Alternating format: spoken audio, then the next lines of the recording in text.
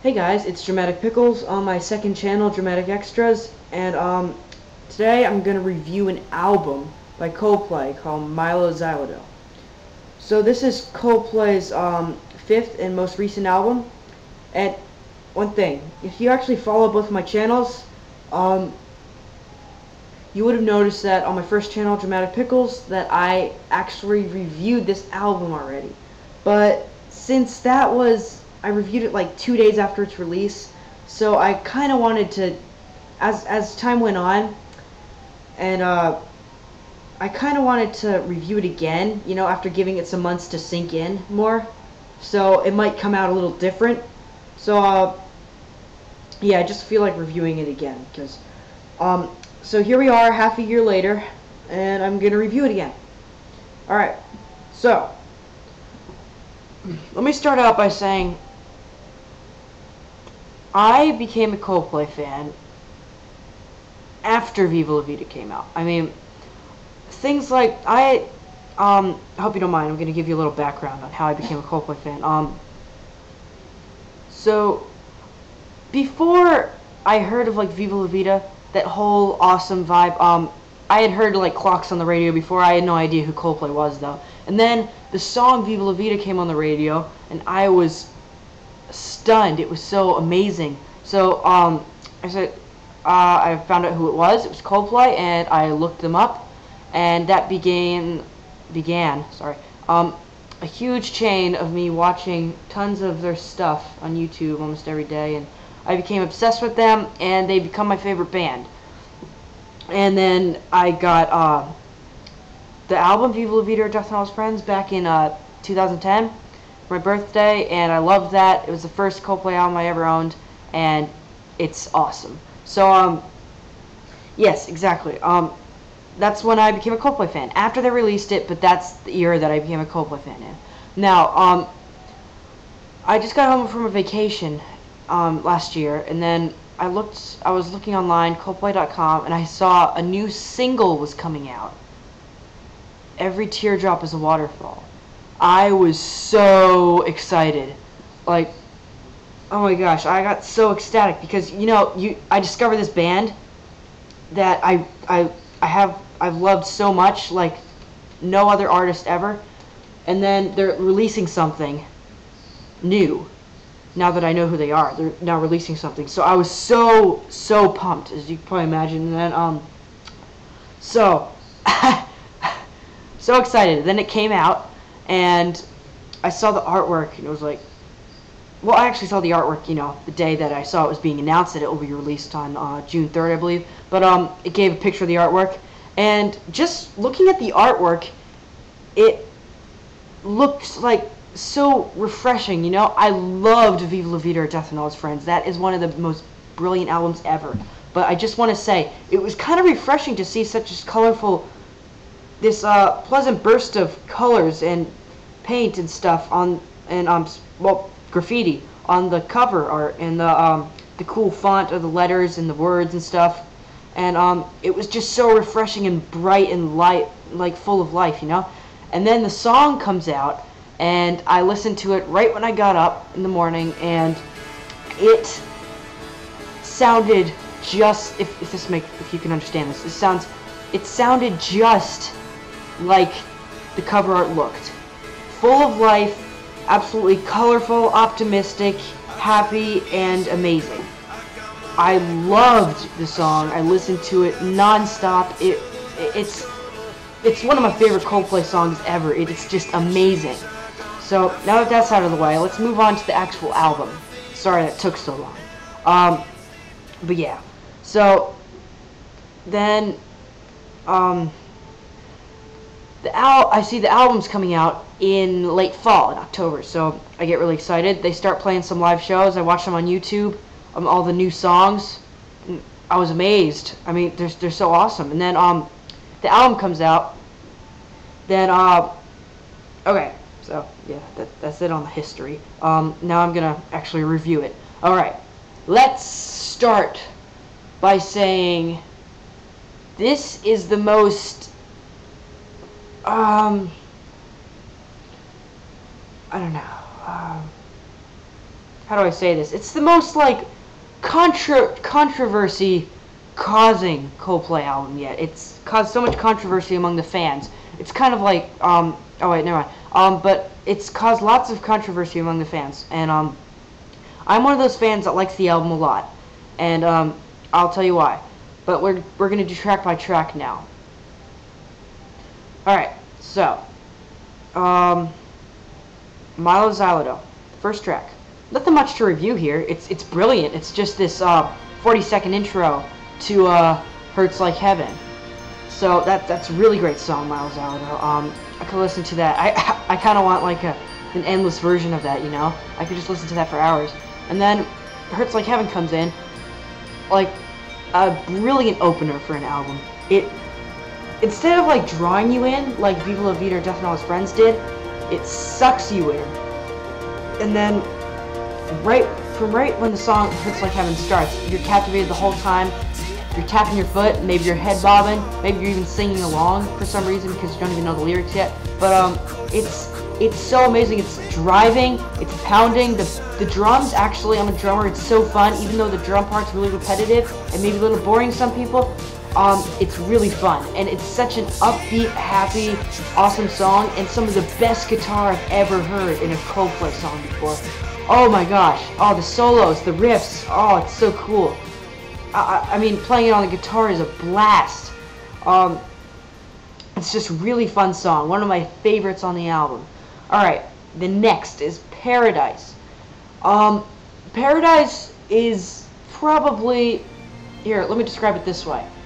This is one of the few times that I've actually liked the most popular song from an album, that I've actually liked it a lot.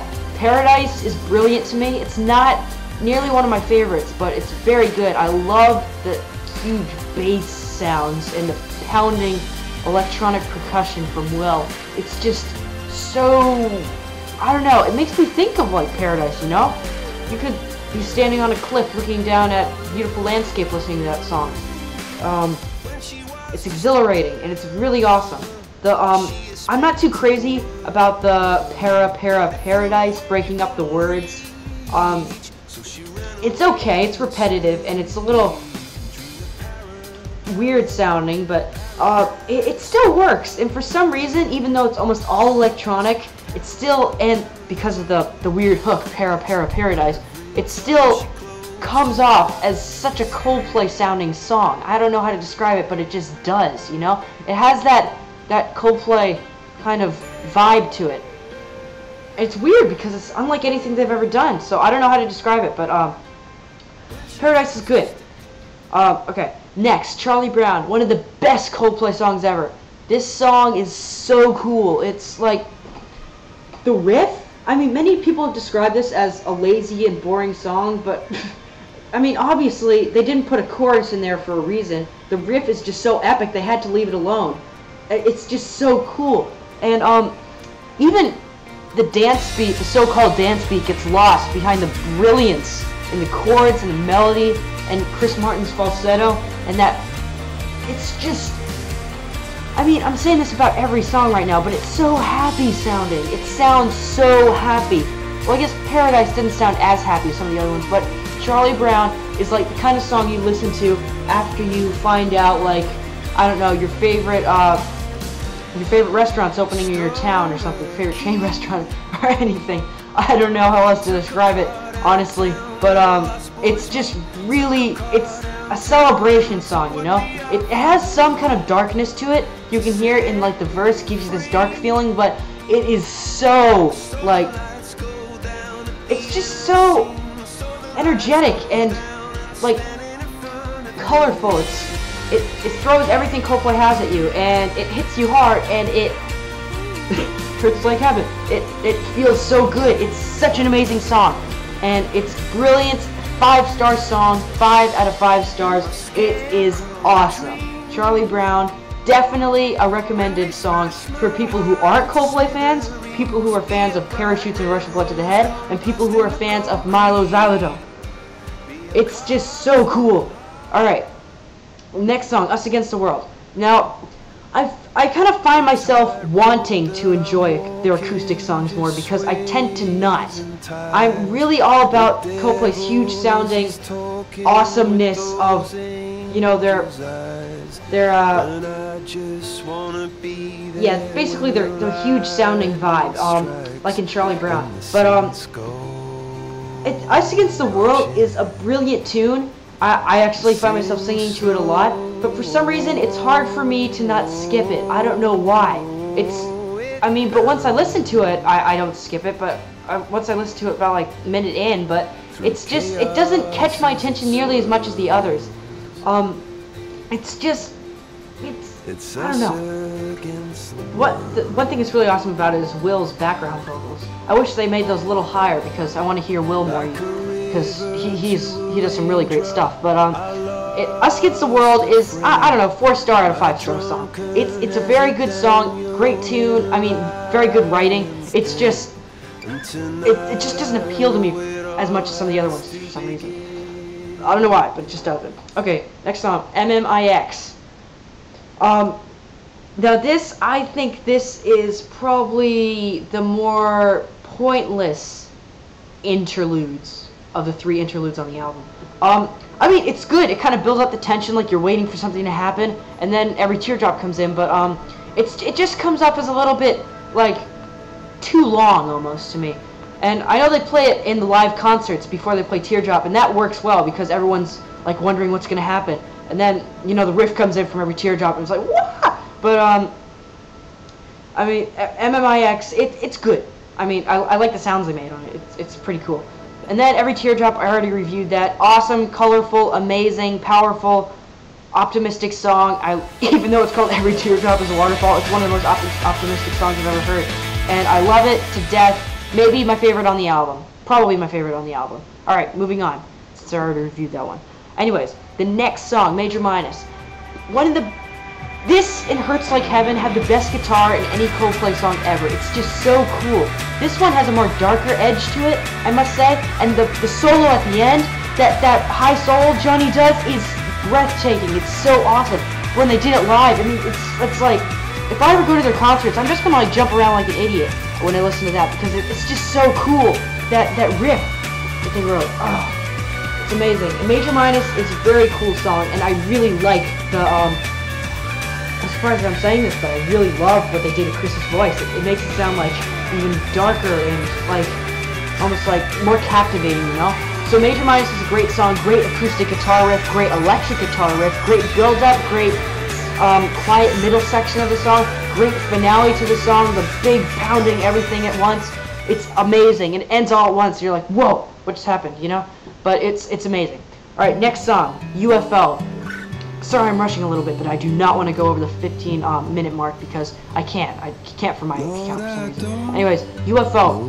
This is a great song. I like it much better than Us Against the World for some reason. I don't know. It just sounds more refreshing, you know? It's sweeter, even though it's not slower. I mean, it's a shorter song, but the strings in the background and everything is just so cool. And Chris's voice sounds, I mean, it's like he's singing right in front of you. It's so weird, but it's really cool. And the chords and everything, I mean, you can tell that in the chords in this song, it has this little reoccurring theme from Mylo Xyloto, the same kind of chords and melody. If you can notice that in the acoustic guitar playing, and same with the Hopeful Transmission, but I'll get to that later. Alright, UFO, great song, 4.5 out of 5 stars, I'd say. Alright, next song, Princess of China. Now, when I saw this play live in that terrible, somebody recorded on their phone quality at Rock AM Ring, I think it's called, Park, I loved it, and I had no idea it was gonna have Rihanna in it. And it was so cool, like the beat and the riff that everyone goes oh to, and then it's a really cool song. It's pounding and it's cool. It's just really cool. But then I saw Rihanna was gonna be on it, and I got so scared because I hate Rihanna's music. I hate it, and she just doesn't make sense to me. But then I listened to it the first time, and it was like, I just loved it because I was actually hearing the studio version of it. More than that, I loved it for more the reason that I was actually hearing the studio version rather than I liked the song. But Chris sounds great on it. I wish he had more time, more singing time on that song. Rihanna sounded okay, but it just kind of got boring with Rihanna in it. I don't know, it just didn't work. It didn't work completely for me. Three and a half out of 5 stars. It would have been a 5-star song if it didn't have Rihanna in it. It just made it boring. Because Chris only sings in the beginning, and he sings so well, and his voice sounds perfect. But one thing I will point out, Chris Martin's voice and Rihanna's voice go so well together. I just have to get that out. That is one good point. So yeah, I bumped this back up to 4 stars. 4 stars out of 5 stars. It's a good song, and I wish it, actually, I know the narrative is the guy and the girl, the breakup song, but I wish Chris Martin had just sung it on his own like he did in that live version in 2011. That would have made me much happier, and it might have even been my favorite song on the record. But, Rihanna kind of ruined it for me, sorry. Alright, next song. Up in Flames. I love the kind of like slow, sad vibe to it, but the repetition of "Up in Flames" is kind of annoying, but it is good. I really wish they didn't have to put the weird effects on his voice right there, because it would have sounded even better without it. But it just, I mean, the repetition is one thing, but when they add the stuff to his voice during the chorus, when he sings that high part, "Up in Flames," it just, it comes off way too pop sounding. I know pop doesn't sound like this song at all. Pop has nothing to do with slow ballads, slow meaningful ballads. It's a great chord though, and I love the last part of the song with those dun dun da da da dun dun dun dun with the piano. That's awesome. And the beat's cool, even though it's kind of boring, it's cool. But I just wish they would have left his voice alone in the chorus, you know? It just made it come off as a little mediocre. But it's still a great song. I give it 4 out of 5 stars. Because when he sings "Up in Flames," that melody is so brilliant. So I give it 4 out of 5 stars. Alright, next song, A Hopeful Transmission. Not really a song, an interlude. This also shares the theme of UFO and Mylo Xyloto. That, you can definitely tell. I'd already pointed this out when I was reviewing UFO. But, it has the same melody, and this is my favorite rendition of the theme of this song. It has this weird, like, exotic percussion going on. This really low bass, like, heartbeat effect going on in the background. And then it has the strings. It's really cool. That's really cool. And then the end where it goes into that weird, like, synth spacey thing, and then boom! Don't Let It Break Your Heart comes in. And this is one of the best songs on the record. This song is amazing. I'm surprised it's not as popular as some of the other ones. It is awesome. The huge soundingness of, like, Glass of Water mixed with, like, I don't know, Death and All His Friends. And they mesh together, and then you add a little X and Y to it, and then boom, there's Don't Let It Break Your Heart. It's so, like, loud and, like, fist pumping. Now, I could definitely see this in a dance club kind of scene, but that doesn't bother me because it's just so awesome. It makes up for that. It's the melody, the stuff they did to his voice. I actually like how they made his voice hard to hear, you know? I really like that. It shows that he's really crying out through all the thick and everything. And that he really is singing with passion, and he means what he says, and he says what he means, and he's not going to let anyone stop it. This is a cool song. It's optimistic. Don't Let It Break Your Heart. From the title, you can tell it's optimistic, and it's awesome.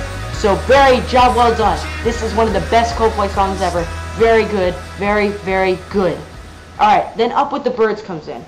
Now, this song did not stand out to me at first. It was boring, and it didn't have any energy. Like, the end I thought was just, like, really lazy. But then it kind of grew on me. I'm still iffy about it. I'll give it like a 3.5 out of 5. It's an okay song, but it just doesn't catch my attention as much as the other one. Sorry guys, I think I'm going to run over my limit, so I have to stop now. This album gets a 4.5 stars out of 5 for the tracks Every Teardrop Is a Waterfall, Charlie Brown, Don't Let It Break Your Heart, and Hurts Like Heaven. Those are the primary songs that really get my attention and that make this a 4.5 star album. This is almost a perfect album. I enjoy Viva Vida or Death and All His Friends more, but this album is solid and it will be remembered. I'm kind of upset it didn't sell as well, but what can you do, you know? But it's very great indeed. Highlight tracks, Every Teardrop Is a Waterfall, I just said this, Charlie Brown, Yeah, It Hurts Like Heaven and Don't Let It Break Your Heart. So, very great album by Coldplay, one of my favorites, and I'll see you guys later. Thank you for watching. I better get out of here quick. Bye.